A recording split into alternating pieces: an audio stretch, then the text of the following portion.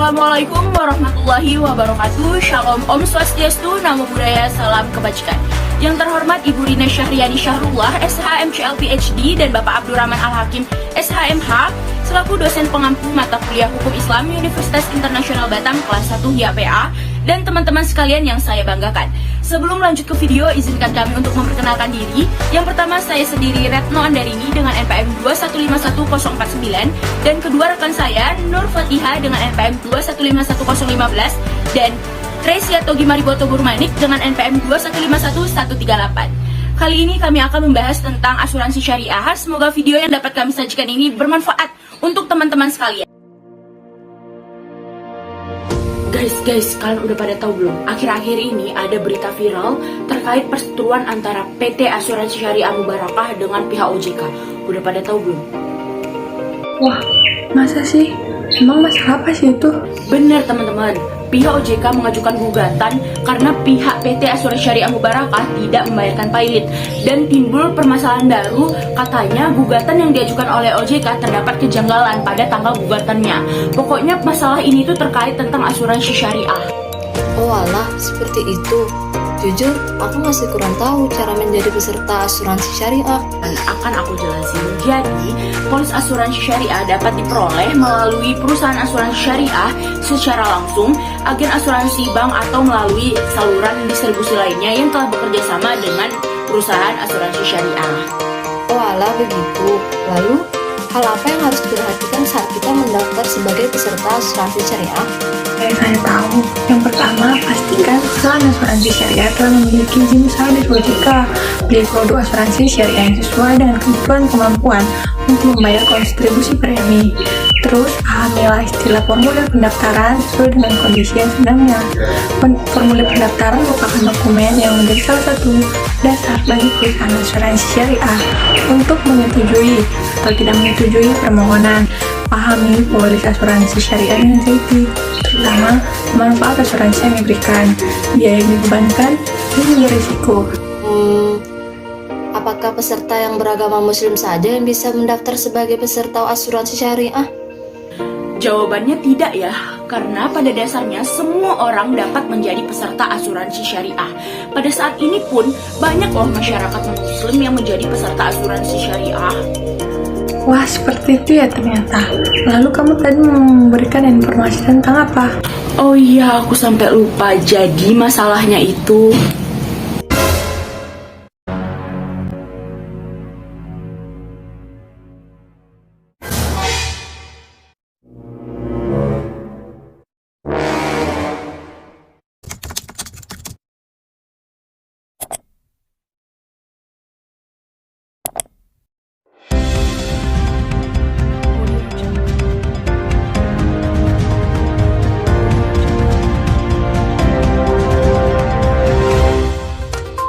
Assalamualaikum warahmatullahi wabarakatuh. Shalom, Om Swastiastu, Namo Buddhaya, Salam Kebajikan.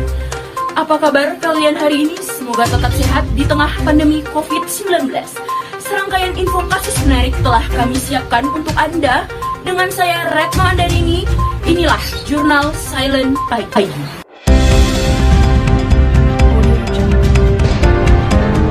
Satu kasus di PT Asuransi Syariah Mubarakah yang diwakili oleh Bapak Karmin Sastrowijono selaku Presiden PT Asuransi tersebut yang berdomisili di Perumahan Jatinegara Indah, Blok BA1 nomor 14 RT 16 RW 12, Kelurahan Jatinegara, Jakarta. Mengingat pemohon merupakan organisasi yang berhak mengajukan permohonan pernyataan pilot kepada termohon, yaitu Komite Otoritas Jasa Keuangan yang diwakili oleh Bapak Mulyaman D. Haddad selaku Ketua Dewan Direksi dan bertempat tinggal di Gedung Sumitroyo Jalarikusumo, Jalan Lapangan Banteng Timur nomor 1-4 Jakarta. Mengingat tergugat mempunyai 2 atau lebih kreditur dan belum melunasi sekurang-kurangnya 1 utang yang telah jatuh tempo, dan dengan ini termohon tidak memenuhi tingkat solvabilitas perusahaan asuransi sebagaimana diatur dalam peraturan perundang-undangan, sehingga termohon tidak dapat melunasi utangnya kepada kreditur tepat pada waktunya. Akhirnya pemohon mengajukan pilot terhadap termohon dalam kasus akuo sesuai dengan ART 2 Klausa 1 Undang-Undang Nomor 37 Tahun 2004 tentang kepailitan dan penangguhan kewajiban hutang. Mengingat kepailitan ini, pemohon memutuskan untuk menghukum termohon atas biaya-biaya yang dikeluarkan dalam perkara ini. Atau jika Ketua Pengadilan Ekonomi PN Jakarta Pusat tidak sependapat, diharapkan mengambil keputusan yang seadil-adilnya. Namun permohonan pilot tidak memenuhi persyaratan dan kualifikasi untuk proses pilotan sebagaimana yang dimaksud dalam ART 51 Undang-Undang Nomor 40 Tahun 2014 tentang perasuransian JOP-OJK nomor 28 karena surat kuasa nomor SKU strip 64 SKU OJK titik 01 2016 baru didaftarkan pada tanggal 16 Mei 2016 dan permohonan pemohon OJK baru diajukan ke Pengadilan Niaga pada tanggal 28 Juni 2016. Faktanya termohon melakukan perbaikan bahkan dilaporkan secara terstruktur kepada pemohon melalui laporan pengalihan portofolio polis kepada perusahaan asuransi syariah akan hasil klaim. Tetapi tidak ada balasan ataupun tanggapan serta arahan dari pemohon. Hal tersebut jelas memperlihatkan pemohon tidak memberikan perhatian khusus kepada termohon. Sementara itu, tergugat telah membayar tagihan klaim dengan sepatutnya, tetapi klaim tersebut dibayarkan kepada debitur secara mencicil pada tanggal yang tidak ditentukan sejak awal tanggal jatuh tempo, bahwa keabsahan pemohon terhadap tergugat tidak sesuai dengan fakta-fakta yang ada sebelumnya. Rapat majelis hakim dilaksanakan pada hari Selasa 13 Desember 2016 oleh Haji Hamdi SHMKUM, Ketua Mahkamah Agung yang diangkat oleh Ketua Mahkamah Agung sebagai Ketua Majelis, Panji Widagdo SHMH dan Dr. Ibrahim SHMH LLM, Hakim Agung selaku anggota masing-masing. Putusan disampaikan dalam sidang terbuka dengan mengadili 1. Penolakan banding yang diajukan oleh pemohon kasasi yaitu PT Asuransi Syariah Mubarakah. 2. Memidana penggugat kasasi atau tergugat jatuh kepada membayar biaya perkara sebesar 5 juta rupiah biaya perkara yang telah disepakati dan juga membayar debitur sesuai dengan jumlah yang disepakati. 3. Penolakan permohonan pilot yang diajukan oleh tergugat dari Otoritas Pengawasan Keuangan terhadap tergugat PT Asuransi Syariah Mubarakah. Dan yang terakhir, memerintahkan pemohon untuk membayar biaya perkara ini yang selama ini diperhitungkan sebesar Rp3.916.000. Dan pemirsa, informasi tadi sekaligus penutup perjumpaan kita kali ini. Saya Retno Andarini mewakili seluruh kerabat yang bertugas mengucapkan terima kasih. Selamat beraktivitas dan sampai jumpa. Wassalamualaikum warahmatullahi wabarakatuh.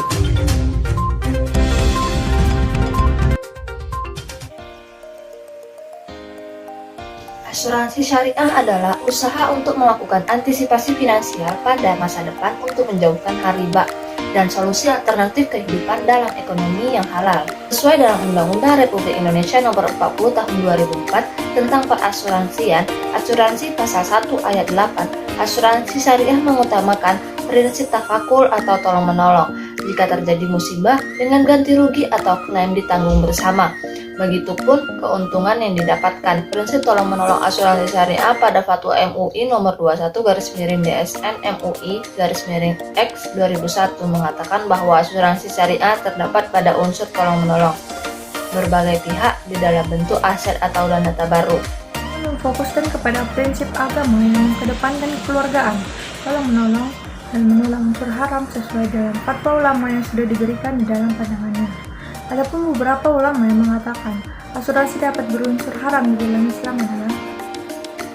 Pada kesempatan ini saya akan berbagi mengenai praktek yang dilarang di dalam asuransi syariah. Pertama adalah maisir, yang berarti untung-untungan. Dalam praktek maisir ada satu pihak yang diuntungkan dan pihak lainnya dirugikan.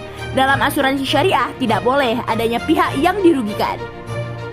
Kita ambil contoh ketika nasabah membayar premi 1 juta dengan uang pertanggungan sebesar 100 juta. Setelah 3 bulan, polis berjalan, nasabah meninggal dunia. Lalu perusahaan asuransi membayar uang pertanggungan sesuai kontrak polis sebesar 100 juta. Walaupun nasabah baru membayar 3 bulan saja, kondisi tersebut seolah-olah peserta diuntungkan sedangkan perusahaan asuransi dirugikan. Dan sebaliknya jika tidak ada klaim sampai dengan akhir kontrak, seolah-olah nasabah yang dirugikan. Dan yang kedua adalah gharar atau ketidakpastian. Dalam transaksi bermuamalah harus jelas, transparan, dan objektif.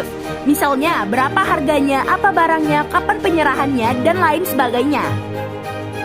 Contoh, saat kita membeli anak kambing yang masih dalam kandungan induknya, hal itu dilarang. Karena di situ ada unsur ketidakpastian, kita tidak tahu apakah nanti si anak kambing ketika lahir dalam keadaan sehat atau cacat. Dalam asuransi konvensional memang sudah jelas besaran santunan yang akan kita terima apabila kita mengalami risiko. Namun ada unsur ketidakpastian, yaitu berapa lama dan berapa besar premi yang harus dibayar. Mungkin saja kita baru membayar 3 bulan sudah terkena resiko, dan bisa saja 10 tahun berjalan peserta baru mengalami risiko. Transaksi ini menjadi tidak jelas dan menimbulkan gharar. Dan yang terakhir adalah riba. Di dalam praktek asuransi berkaitan dengan alokasi dana atau investasi ada 2 riba di dalam asuransi, terutama apabila premi yang dibayar nasabah diinvestasikan ke dalam instrumen investasi yang memberikan bunga seperti bank konvensional. Yang kedua, mengenai santunan atau uang pertanggungan, biasanya besaran santunan asuransi akan jauh lebih besar dibandingkan premi yang dibayar. Misal, kita membayar premi 1 juta, maka apabila kita terkena risiko akan mendapatkan duit 100 juta rupiah. Artinya kita menukarkan sesuatu yang kecil untuk mendapatkan sesuatu yang lebih besar. Praktek ini masuk ke dalam salah satu jenis riba, yaitu riba fadl, yang artinya menukarkan sesuatu dengan kadar atau takaran yang berbeda. Ketiga, praktik tersebut tidak ada di dalam asuransi syariah, karena asuransi syariah menggunakan konsep tolong-menolong. Baik teman-teman, perlu Anda ketahui bahwa di dalam mekanisme kerja asuransi syariah terdapat beberapa tahap proses untuk menjadikan seseorang menjadi suatu bagian dari pemegang polis tersebut. Yang pertama ada yang namanya underwriting atau seleksi resiko. Di dalam underwriting ini ialah memperhitungkan segala resiko yang terdapat pada calon peserta pemegang polis. Selanjutnya ada yang namanya polis asuransi. Nah, polis asuransi ini adalah proses pembuatan kontrak untuk pemegang polis yang berisikan perjanjian tertulis dalam kewenangan hukum dari pihak asuransi dan pihak pemegang polis. 3. Premi. Premi merupakan jumlah setoran yang harus dibayar atau disetor oleh pemegang polis kepada pihak perusahaan asuransi. Dalam beberapa premi tabungan merupakan dana tabungan hanya untuk pemegang polis saja, tidak untuk pemegang lainnya. Yang kedua, dana sumbangan atau dana tabarruk. Tabarruk berasal dari kata tabarru'a yatabarru'u tabarru'an dan memiliki arti hasil sumbangan atau pemberian. Dana tabarruk harus diniatkan dengan sukarela dan tidak memiliki ketentuan unsur gharar di dalamnya. Premi biaya. Premi biaya adalah salah satu biaya yang dibebankan terhadap pemegang polis kepada perusahaan asuransi syariah sebagai biaya pengelola asuransi. Penghitungan dana asuransi dilakukan dengan menggunakan akad asuransi syariah. 1. Akad mudarobah. Yang kedua, akad musyawarah. Yang ketiga, akad al-wakah bil ujarah. Selanjutnya kelima teman-teman, ada yang namanya penanaman modal atau investasi asuransi syariah. Investasi ini bertujuan untuk menanamkan modal awal dalam memanifestasikan pendapatan untuk mendapatkan keuntungan. Namanya klaim asuransi. Nah, klaim asuransi ini ialah hak pemegang polis yang harus diberikan oleh perusahaan asuransi sesuai dengan perjanjian kontrak yang sudah tertera. Perlu Anda ketahui teman-teman bahwa klaim dihitung berdasarkan jumlah premi yang sudah dibayarkan. Yang kedua ialah klaim dibayarkan sesuai persetujuan. Ketiga ialah klaim berdasarkan akad tabaru atau tolong-menolong. Ketiga ialah klaim dalam akad tijarah, yaitu klaim keseluruhan hak pemegang polis dari asuransi syariah. Selanjutnya kita masuk ke dalam penghentian kontrak. Nah, penghentian kontrak di sini adalah pemutusan kontrak baik secara legal karena kontrak telah selesai, atau bisa saja perjanjian tidak relevan sehingga diakhiri pemutusan sepihak. Satu ideologi atau konsep. Secara konvensional ialah ketika memiliki kerugian akan ditutup dengan premi penanggung atau transfer of risk. Kerugian akan ditanggung pemegang polis bersama atau sharing of risk. Akad secara konvensional ialah memiliki akad perhitungan atau akad gahar, mulzim, muadah, dan akad izjian. Menggunakan pokok akad ijarah, wakalah, mudarobah, dan syirkah. Asuransi konvensional bukan menggunakan DPS. Perbedaan asuransi konvensional dan asuransi syariah jika dilihat dari Dewan Pengawas Syariah, asuransi syariah memiliki petugas yang bertugas untuk memantau jalannya pelaksanaan perusahaan.